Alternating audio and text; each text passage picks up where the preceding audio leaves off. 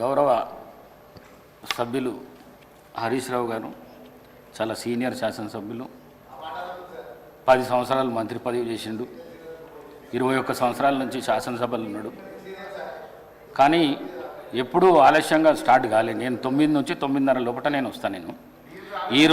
ఈరోజు కానీకి కారణం ఒకటే, 0 అవర్ తీసుకున్నాలే, సభ్యులకు అందరికీ అవకాశం ఇవ్వాలని చెప్పేసి కొత్త చర్చ జరిగినందుకు కొద్దిగా లేట్ అయింది. మరొకసారి మీతో తెలియజేస్తూ ఎన్ఎం శ్రీనివాసరెడ్డి గారు.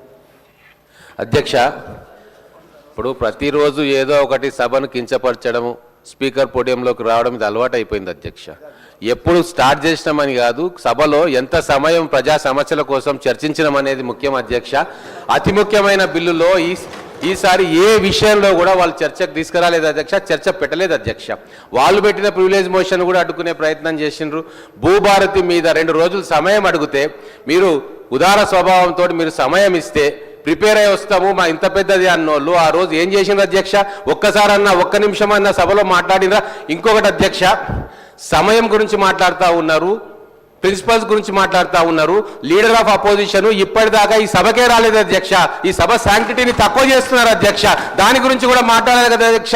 అంటే ఏదో ఒకటి మీ మీద ఆస్పిరేషన్ చేయాలి. ఈ సభ సజావుగా జరగట్లేదు, మేము బ్రహ్మాండంగా నడిపినాం అనేది ప్రజల్లోకి పోవాలని చెప్పి ప్రతిరోజు కుట్రబంతున్నారు అధ్యక్ష. నిన్న అక్బరుద్దీన్ ఓవైసీ గారు ఎంత దారుణమైన మాట అధ్యక్ష, మొత్తం సభ కింద ఫ్లోర్ ను కచరా చేసింది అన్నారు అధ్యక్ష. అంతకంటే